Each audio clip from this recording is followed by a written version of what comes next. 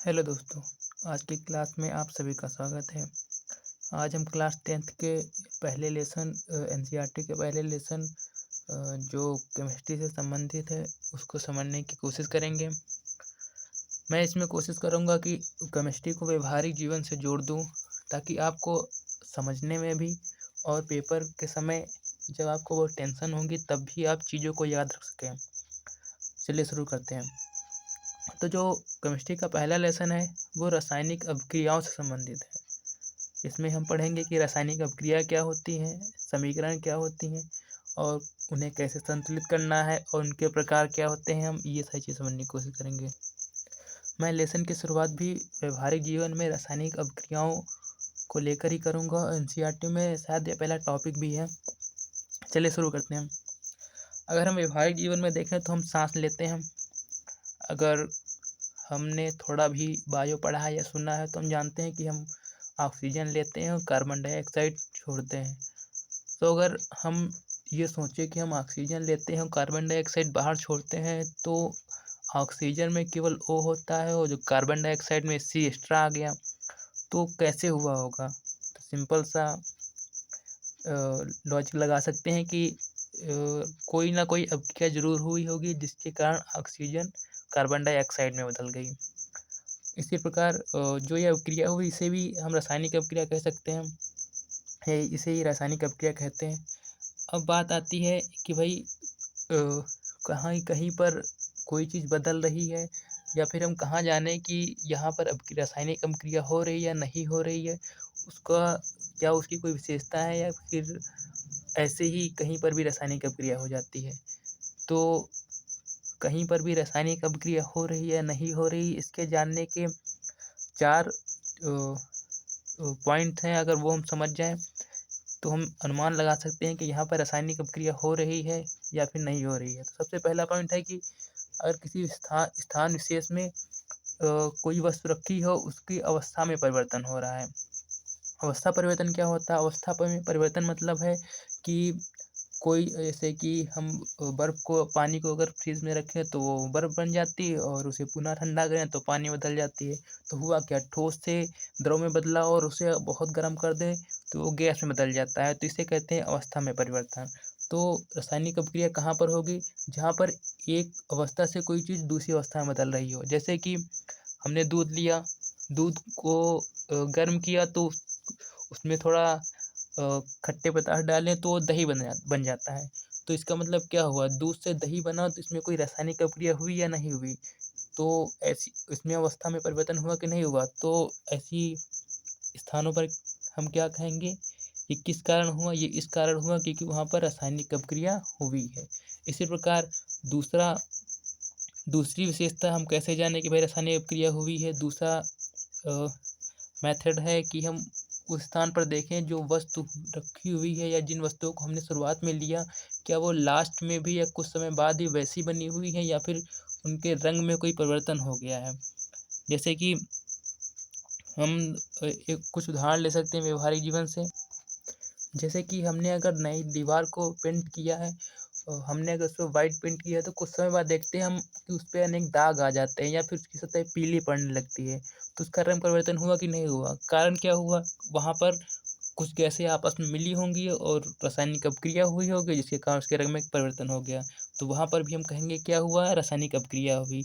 इसी प्रकार अगर किसी अभिक्रिया में गैस निकल रही है इसका उदाहरण तो हम अपने घर में देख सकते हैं कि हम कभी चूने को पानी में डालें तो एक गर्म हवा निकलती है। उसमें बहुत सारी गैसें हुई होती हैं। तो इसका मतलब उसमें भी क्या हुई? रासायनिक अभिक्रिया हुई। ऐसे ही तापमान में अगर परिवर्तन हो रहा हो और हम पटाखों को जलाएँ तो हमने देखा है कि हम जब पटाखे जलाते हैं तो उसके बाद उसका जो बारूद होता है, जब हम बारूद को इस्तेमाल नहीं कर रहे होते या बारूद को हमने इस्तेमाल नहीं किया होता तो बारूद ठंडा होता है।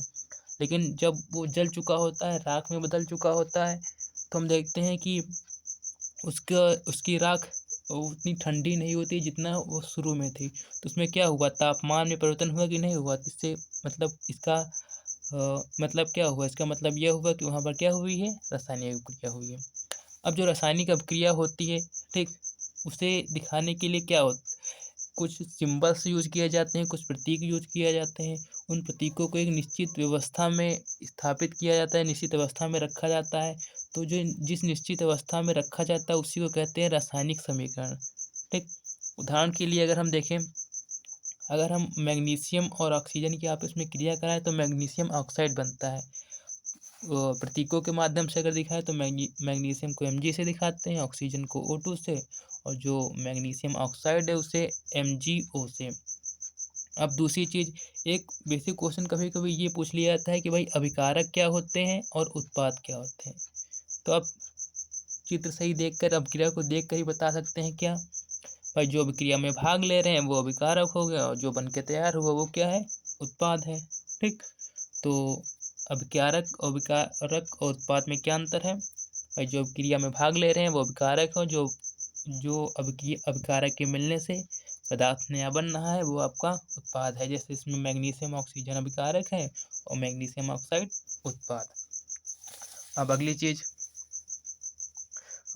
चीज़ आपकी है कि जो रासायनिक समीकरण है, हमने अभी पढ़ा कि रासायनिक अभिक्रिया क्या होती है। रासायनिक अभिक्रिया दिखाने के लिए कुछ प्रतीकों का इस्तेमाल करते हैं, तो उन्हें एक निश्चित व्यवस्था में रखते हैं, तो जो बन के तैयार होता है वो रासायनिक समीकरण होती है। अब जो रासायनिक समीकरण होती है जो हम दिखाते हैं, ठीक, तो होना ये चाहिए, उसमें होना ये चाहिए जो अभिकारक में हमने पदार्थ लिए हैं, जैसे कि ये इस तरह के पदार्थ को हमने कहा था कि तीर के बाईं तरफ के पदार्थ को अभिकारक कहते हैं। तो जो अभिकारक की संख्या जितनी है उतनी ही उत्पाद में जो तत्व हैं उनकी संख्या होनी चाहिए। जैसे कि इस उदाहरण में समझे, यहाँ पर जिंक की मात्रा कितनी है, 1 है, हाइड्रोजन की मात्रा कितनी है, 2 है, सल्फर कितना है, 1 है, ऑक्सीजन कितना है, 4 है। अब हमने अभिक्रिया कराई दोनों की, तो इधर बना जिंक सल्फेट और H2। अब यहाँ पर जिंक कितना है, 1, यहाँ पर कितना था, 1, मतलब ठीक है। यहाँ पर हाइड्रोजन कितना है, 2, यहाँ पर हाइड्रोजन कितना है, 2, मतलब ठीक है। सल्फर कितना है, यहाँ पर 1, यहाँ पर कितना है, यहाँ पर भी 1 है। ऑक्सीजन यहाँ पर कितना है, 4, यहाँ पर कितना है, 4। तो इसका मतलब ये अभिक्रिया कैसी है, संतुलित अभिक्रिया, मतलब जितने इधर तत्व हैं उतने ही तत्व इधर भी हैं। तो ये अभिक्रिया कैसी अभिक्रिया है, संतुलित रासायनिक अभिक्रिया है। ठीक, संतुलित रासायनिक समीकरण है। अब दूसरी चीज़, अब दूसरा उदाहरण हम देखें, यहाँ पे हमने लिया आयरन और ऑक्सीजन, इसकी क्रिया कराई तो Fe3O4 बना। अब यहाँ पर हम अगर देखें तो Fe कितना है, 1, यहाँ पर कितना है, 3। तो क्या इधर जितने थे उतने इधर हैं, नहीं, इधर ज़्यादा है इधर कम है। तो हमें क्या करना होगा, हमें दोनों को संतुलित करना होगा। तो संतुलित करने के लिए क्या करें, इधर भी 3 से हम क्या कर देंगे, गुणा कर देंगे। ठीक, इधर हमने देखा था कि ऑक्सीजन के 3 तत्व हैं, यहाँ पर तो 1 ही दिखाई पड़ रहा, तो हमने बराबर करने के लिए इधर 3 से गुणा कर दिया। अब इधर भी 3 हो गए, इधर भी 3 हो गए। यहाँ पे ऑक्सीजन कितने हैं, 4, यहाँ पर कितना है, 1 ही। तो हम क्या करें, इधर भी क्या कर दें, 4 से गुणा कर दें, ताकि इधर 4 ऑक्सीजन हो जाए, इधर भी 4 ऑक्सीजन हो जाए और अभिकारक उत्पाद की संख्या बराबर हो जाए। अब जब 4 से यहाँ गुणा किया तो हाइड्रोजन कितने हो गए, 4, यहाँ 2 पहले से ही थे, 4 से इसको डिवाइड करेंगे तो मल्टीप्लाई करेंगे तो फिर 8 हो जाएगा। तो इधर तो 2 ही दिखा रहा है, तो इसमें क्या कर दें, 4 से गुणा कर दें। अब ये अभिक्रिया क्या हो गई, संतुलित अभिक्रिया हो गई। अब यहाँ पर आप लोगों के लिए क्वेश्चन है कि भाई ये जो आपका बना है यौगिक, इसे क्या पढ़ते हैं, कमेंट बॉक्स में आंसर जरूर दीजिएगा। अब अगली अभिक्रिया वही अभिक्रिया है। अब अगली चीज़ जो हमें सीखनी है वो ये कि जो हम अभिक्रिया कराते हैं तो ये नहीं होता है कि भाई जो अभिक्रिया कराई है वो एक समान तत्वों के बीच में होगी या एक तरह के ही पदार्थों के बीच में होगी। ये नहीं है कि ठोस ठोस के बीच में अभिक्रिया हो सकती है, ठोस द्रव द्रव के बीच में या गैस गैस के बीच में। अभिक्रिया ठोस से द्रव के बीच में, गैस और द्रव के बीच में हो सकती है, गैस और ठोस के बीच में भी हो सकती है। तो जब कभी हम अभिक्रिया अलग अलग प्रकार के पदार्थों में ठोस की अभिक्रिया द्रव से या ठोस की अभिक्रिया गैस से करा रहे होते हैं तो उनके बीच में हम प्रतीक दिखा देते हैं। जैसे कि हमने यहाँ पे Fe लिया, Fe को आयरन भी कहते हैं, जिसे लोहा कहते हैं। Fe जो हमने लिया वो क्या है, सॉलिड है, इसका मतलब सॉलिड मतलब ठोस है। यहाँ पर जो हमने जल लिया वो क्या है, गैसीय अवस्था में है। जब हमने ठोस और गैस की अभिक्रिया कराई जो Fe3O4 बना वो क्या है, सॉलिड है, मतलब वो क्या है, ठोस है। यहाँ पर जो गैस निकली H2 वो, क्योंकि वो गैस इसलिए हमने उसको दिखा दिया G। तो प्रतीक बहुत हद तक मायने रखते हैं या बहुत हद तक स्पष्ट कर देते हैं कि भाई जो पदार्थ बनने वाला है वो किस रूप में होगा, ठोस रूप में होगा, द्रव रूप में या गैस रूप में। ठीक, यहाँ पे हमने ठोस और गैस को मिलाया और बन के क्या तैयार हुआ, ठोस बन के तैयार हुआ। अब अगली चीज़, जब अभिक्रियाएँ होती हैं तो हो सकता है कभी कभी अभिक्रिया हर हर एक, ये थोड़ी ना होता है कि भाई हर एक पदार्थ में मिल जाता है। अगर हम ये चाहें कि भाई मिट्टी को शहद में घोल दें तो थोड़ा कठिन होता है घोलना। इसी प्रकार अगर हम ये चाहें कि भाई मिट्टी के तेल को पानी में घोल दें तो हम देखते हैं कि पानी के ऊपर तैरता रहता है, सामान्य अवस्था में इतनी तो नहीं घुलता है। तो भाई जल्दी घोलने के लिए क्या करें, कोई बाहर से प्रक्रिया अपनाएं जिससे वो पदार्थ जल्दी से उस पानी में या फिर घुल जाए, पानी में या किसी दूसरे पदार्थ में घुल जाए। ठीक, तो हमने जो बाहर से प्रयास किया, ठीक, तो उसे हमें अलग से दिखाना होता है। वैसे ही जैसे कि हमने CO लिखा, कार्बन मोनोऑक्साइड, और हाइड्रोजन गैस लिया। अब दोनों समान स्थिति में आपस में क्रिया नहीं करेंगे, तो हम क्या करें, बाहर से प्रयास करें कि ताकि यह अभिक्रिया हो सके। तो बाहर से हमने प्रयास किया, तो उसके लिए हमने 340 ATM, ये कहते हैं एटॉमिक मास यूनिट, मतलब हमने बाहर से ताप और दाब का प्रयोग किया जिससे ये दोनों आपस में मिल जाए और इनके बीच में क्या हो जाए, अभिक्रिया हो जाए। ये दोनों, जब मान लीजिए हमने एक बीकर लिया, बीकर में इन दोनों गैसों को रखा, अब ये दोनों सामान्य स्थिति में एक दूसरे से क्रिया नहीं करेंगी, तो हम क्या करेंगे, बीकर को बंद कर देंगे, इन गैस को बहुत तेज़ी से दाब के साथ दबाया जाएगा और साथ में नीचे से गर्म किया जाएगा। जब बहुत ज़्यादा ताप होगा, दाब होगा, तो ये आपस में मजबूरन इन दोनों में क्रिया हो जाएगी और जो हमें चाहिए वो मिल जाएगा। ये हमारा है मेथिल अल्कोहल, जो किस रूप में होगा, लिक्विड रूप में होगा। यहाँ पे हमने गैस की क्रिया कराई, बना क्या, लिक्विड। ठीक, अब इसका एक उदाहरण हम अपने गैस सिलेंडर में देख सकते हैं कि उसमें जो गैस भरी होती है, जब वो पूरा फुल होता है तो हिलाने से ऐसा लगता है कि उसके अंदर क्या भरा हुआ है, पानी भरा हुआ है। ये हुआ कैसे, जो गैस थी हमने उनको इतने दाब पर गैस सिलेंडर में भर दिया है कि वो गैस के और बहुत ज़्यादा पास में आ गए हैं, और जब पास में आ गए तो किस में बदल गए, लिक्विड में। ठीक, तो वहाँ पर भी एक तरह से क्या हो रही है, रासायनिक अभिक्रियाएँ हो रही हैं, से भी एक निश्चित ताप दाब से भरा गया, ताप नहीं कह सकते लेकिन दाब के साथ भरा गया। अब बात आती है भाई रासायनिक अभिक्रिया तो हो गई, रासायनिक अभिक्रियाओं को संतुलित करना हो गया। अब बात आती है जो रासायनिक अभिक्रियाएँ हैं, क्या वो एक ही प्रकार की होती हैं या उनके प्रकार कितने होते हैं, क्या वो आपस में केवल जुड़ती ही हैं या फिर एक दूसरे से अलग भी होती हैं। तो इन्हीं गुणों के आधार पर रासायनिक अभिक्रियाओं को अनेक भागों में बांटा जाता है। तो हम सबसे पहली अभिक्रिया पढ़ेंगे जिनको कहेंगे संयोजन अभिक्रियाएँ। संयोजन का सिंपल सा मतलब ही होता है क्या, जुड़ना। तो मतलब ऐसी अभिक्रिया जहाँ पर दो पदार्थ आपस में क्या हो रहे हैं, जुड़ रहे हो, तो ऐसी अभिक्रियाओं को क्या कहेंगे, संयोजन अभिक्रियाएँ। ठीक, जैसे कि हमने CaO जिसे कहते हैं बिना बुझा हुआ चूना, या फिर कैल्शियम ऑक्साइड और जल की क्रिया कराई, तो जो बना वो क्या बना, CaOH का होल ऑप्टाइड, जिसे कहते हैं बिना बुझा हुआ चूना। और जो साथ में निकली कुछ गैस निकली इन दोनों की क्रिया से, उसे हमने अलग से दिखा दिया ऊष्मा के रूप में। ठीक, तो अब यहाँ पे देखें CaO अलग था और H2O अलग था, दोनों आपस में मिले तो क्या बन गया, CaOH का होल ऑप्टाइड। यहाँ से OH आया, इन दोनों ने क्रिया की और यहाँ पे आपस में जुड़ गए। तो यहाँ पे दो यौगिक आपस में जुड़ के नया यौगिक बना रहे हैं, तो ऐसी अभिक्रिया को क्या कहा हमने, संयोजन अभिक्रिया। ठीक, इसी प्रकार एक और उदाहरण है, वो तो सबसे सरल उदाहरण है कि भाई हमने हाइड्रोजन लिया और ऑक्सीजन लिया, दोनों की क्रिया कराई, बन गया क्या, जल। तो ये भी काहे का उदाहरण है, संयोजन अभिक्रिया का। अब दूसरे प्रकार की अभिक्रियाएँ कौन सी होती हैं, ऐसी अभिक्रियाएँ जिसमें ऊष्मा छिपी, उन्हें कहते हैं। दूसरे प्रकार की जो अभिक्रियाएँ हैं वो हैं आपकी ऊष्माक्षेपी अभिक्रियाएँ। ऊष्माक्षेपी अभिक्रियाएँ क्या होती हैं, ऐसी अभिक्रियाएँ जिसमें क्या हो रही हो, ऊष्मा बाहर निकल रही हो। ऐसी अभिक्रियाएँ जिसमें ऊष्मा बाहर निकल रही हो उसे कहेंगे ऊष्माक्षेपी अभिक्रियाएँ। इसी प्रकार एक प्रकार की अभिक्रियाएँ जिसे कहते हैं ऊष्माशोषी अभिक्रियाएँ। ऊष्माशोषी अभिक्रियाएँ क्या होती हैं, जो बाहर से ऊष्मा को अवशोषित कर रही हों, उस प्रकार की अभिक्रियाओं को ऊष्माशोषी अभिक्रिया कहते हैं। ये जो ऊष्माक्षेपी अभिक्रियाएँ हैं उसका उदाहरण एक है कि हमने CH4 लिया और ऑक्सीजन लिया, दोनों की क्रिया कराई तो कार्बन डाइऑक्साइड और जल बना। ठीक, तो जब इन दोनों के ये दोनों बने तो साथ में क्या हुई, थोड़ी ऊर्जा निकली।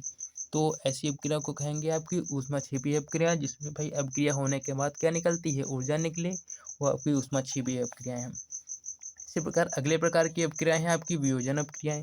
तो वियोजन अपक्रियाएं क्या होती हैं, वियोजन अपक्रियाओं को अपघटन अपक्रिया भी कहते हैं।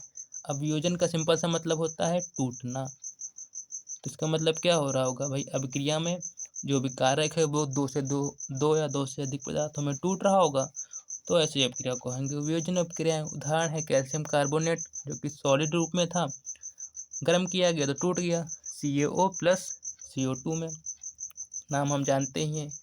रासायनिक अपक्रियाओं के लिए ज़रूरी है कि भाई हम उनके नाम जरूर जानें, क्योंकि अगर हमें नाम याद होगा तो हम आसानी से अपनी बात को कन्वे कर सकेंगे, जो कहना होगा वो कह सकेंगे, और जो यौगिक उनको आसानी से पढ़ सकेंगे। तो ये रही वियोजन अपक्रियाएं। कैल्शियम कार्बोनेट, जिस चूना पत्थर भी कहते हैं, तो ऊष्मा से गर्म किया तो कैल्शियम ऑक्साइड और कार्बन डाइऑक्साइड में परिवर्तित हो गया। अब अगले प्रकार की अपक्रियाएं एक और जो अभी हमने पढ़ा वियोजन अपक्रिया, उसका एक और उदाहरण है, हमने लिया AgBr, जिसे कहते हैं सिल्वर ब्रोमाइड। हमने इसे सूर्य के प्रकाश में गर्म किया तो सिल्वर अलग हुआ और ब्रोमीन अलग हो गया। अब अगली प्रकार की अपक्रिया है विस्थापन अपक्रिया। विस्थापन का मतलब एक जगह से दूसरी जगह चले जाना, एक जगह से दूसरी जगह चले जाना। मतलब इसमें क्या हो रहा होगा, कोई एक पदार्थ दूसरी जगह चला जा रहा होगा। ठीक, तो इस प्रकार की अपक्रिया को क्या कहेंगे, विस्थापन अपक्रिया। जैसे हमने Fe लिया, ठीक, वो क्या है, आयरन है, इसको हमने कॉपर सल्फेट की उपस्थिति में गर्म किया तो हुआ ये कि Fe ने Cu का स्थान ले लिया। ठीक, और Cu क्या हो गया, अलग हो गया। Fe ने Cu का स्थान लिया तो FeSO4 बन गया और Cu अलग हो गया। तो यहाँ पे क्या हो रहा गया, Cu का क्या हो रहा है, विस्थापन हो रहा है, ये अपनी जगह से हट रहा है। तो इस प्रकार की जो क्रियाएं होंगी उनको कहेंगे विस्थापन अपक्रियाएं। अगर हम इसके बारे में 2 लाइन लिखना चाहें तो लिख सकते हैं भाई, ऐसे पदार्थ, ऐसी अपक्रियाएं जिसमें कोई अधिक क्रियाशील या अधिक प्रभावशाली तत्व दूसरे यौगिक से उसके कम प्रभावशाली तत्व को विस्थापित कर देता है, ऐसी अपक्रियाओं को विस्थापन अपक्रियाएं कहते हैं। अब दूसरे प्रकार की अपक्रिया है द्विविस्थापन अपक्रियाएं। ये क्या होती हैं भाई, ऐसी अभिक्रियाएं जिसमें द्वि का मतलब क्या होता है, दो। तो मतलब क्या हो रहा होगा ऐसी अपक्रियाओं में, ऐसी अपक्रिया होंगी जहां पर दोनों प्रकार के यौगिकों में दोनों जगह से तत्वों का विस्थापन हो रहा होगा।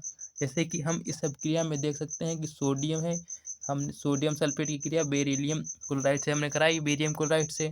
तो फिर सोडियम ने बेरियम को हटाया और बेरियम ने सोडियम की जगह ले ली। ठीक, तो यहाँ देखिए सोडियम की जगह बेरियम आ गया, Ba आ गया, और बेरियम की जगह सोडियम आ गया। ठीक, समझ में आ रहा है। तो ये अलग अलग तत्व बन गए। तो क्योंकि दो जगह से तत्वों का विस्थापन हुआ है तो ऐसी अपक्रियाओं को कहेंगे द्विविस्थापन अपक्रियाएं। अब जो अगली अपक्रियाएं जो बहुत इंपॉर्टेंट भी हैं, पेपर में अक्सर पूछा जाता है इनसे क्वेश्चन, वो है उपचयन और अपचयन अपक्रियाएं। उपचयन अपक्रियाओं को ऑक्सीकरण अपक्रिया भी कहते हैं, आप चाहे तो लिख सकते हैं, मैंने नीचे यहाँ मेंशन किया हुआ है। तो उपचयन या अपचयन अपक्रियाएं क्या होती हैं, हमने इसका सिंपल सा मतलब ये है कि उपचयन अपक्रियाएं और इनको ऑक्सीकरण अपक्रिया किस लिए कहते हैं, ऑक्सी से बनता है एक शब्द ऑक्सीजन, आप इसको वैसे याद कर सकते हैं कि भाई ऐसी अपक्रियाएं जहां पर किसी दूसरे तत्व से ऑक्सीजन जुड़ रही होगी तो उस प्रकार की अपक्रियाओं को उपचयन अपक्रिया या फिर ऑक्सीकरण अपक्रिया कहेंगे। जैसे कि हमने लिया कॉपर की क्रिया ऑक्सीजन से कराई तो इससे ऑक्सीजन क्या हुआ, जुड़ गया। अब जुड़ गया तो ऐसी अपक्रिया को कहेंगे आपकी ऑक्सीकरण अपक्रिया या उपचयन अपक्रिया। अब जो ऑक्सीकरण अपक्रिया या उपचयन अपक्रिया हुआ कि ऑक्सीजन जुड़ रहा हो किसी तत्व में, Cu और O2 की क्रिया कराई तो भाई ऑक्सीजन जुड़ गया तो उपचयन अपक्रिया होगी। अपचयन इसका उल्टा हो जाएगा कि भाई CuO को H2 के साथ क्रिया कराई, H2 ने क्या किया, O को हटा दिया, तो इसका मतलब क्या हुआ, ऐसी अपक्रिया को कहेंगे अपचयन अपक्रिया। मतलब ऑक्सीजन हट रहा होगा तो अपचयन अपक्रिया, और ऑक्सीजन जुड़ रहा होगा तो उपचयन या फिर ऑक्सीकरण अपक्रिया। ठीक, अब यहाँ पर ही इसी उदाहरण में हमने एक और अपक्रिया को मेंशन कर दिया जो है रिडॉक्स अपक्रिया। तो रिडॉक्स अपक्रिया क्या होंगी? तो ऐसी अपक्रियाएं जिसमें अपचयन या उपचयन और अपचयन दोनों एक ही अपक्रिया में हो रहे हों तो ऐसी अपक्रिया को कहेंगे रेडॉक्स अपक्रिया। तो ऐसी अपक्रिया जिसमें उपचयन और अपचयन की घटना एक ही अपक्रिया में स्पष्ट हो रही हो तो ऐसी अपक्रियाओं को कहेंगे रेडॉक्स अपक्रिया। जैसे यहाँ पर हम देखें CuO का अपचयन हो रहा है किसमें? Cu में ऑक्सीजन हट रहा है तो इसका मतलब क्या हुआ? अपचयन। और H2 का H2O में क्या हो रहा है? उपचयन हो रहा है। तो ऐसी अपक्रियाओं को कहेंगे हम कैसी अपक्रियाएं? रेडॉक्स अपक्रियाएं। उपचयन और अपचयन दोनों एक ही अपक्रिया में हो रहे हैं। अब लास्ट टॉपिक जो बचा हुआ है उसे संक्षारण। संक्षारण का मतलब क्या हुआ? सिंपल सा मतलब है, हमने देखा है कि भाई लोहे को अगर पानी के संपर्क में लाते हो तो क्या होता है? उसके ऊपर जंग लग जाती है। तो फिर जो ये जंग लगना ही है, इसी प्रकार की घटनाओं को क्या कहते हैं? संक्षारण। और एक लास्ट टॉपिक है विकृत गंधिका। विकृत गंधिका का से हम अर्थ ही निकाल सकते हैं जिसमें गंध आ रही हो। और गंध कब आएगी? जब कोई चीज़ सड़ जाएगी। और गंध आती क्यों है? क्योंकि उसमें बहुत सारी गैसें आपस में निकल रही होंगी, और गैसें निकलने इसका मतलब क्या हुआ? वहाँ पर रासायनिक अपक्रिया हो रही होगी। तो विकृत गंधिका क्या है भाई? पदार्थों के सड़ने पर उसमें जो निकलने वाली गैस हैं वो निकल क्यों रही हैं? क्योंकि उसमें रासायनिक अपक्रिया हो रही है। यही रासायनिक अपक्रियाओं को ही क्या कहते हैं? इसी रासायनिक अपक्रियाओं के गुण को ही विकृत गंधिका कहते हैं, क्योंकि उसमें से एक विकृतिपूर्ण गंध निकल रही है। तो आज की क्लास कैसी लगी बताना ना भूलें, और अगर वीडियो अच्छा लगे तो लाइक शेयर कमेंट करना ना भूलें। धन्यवाद।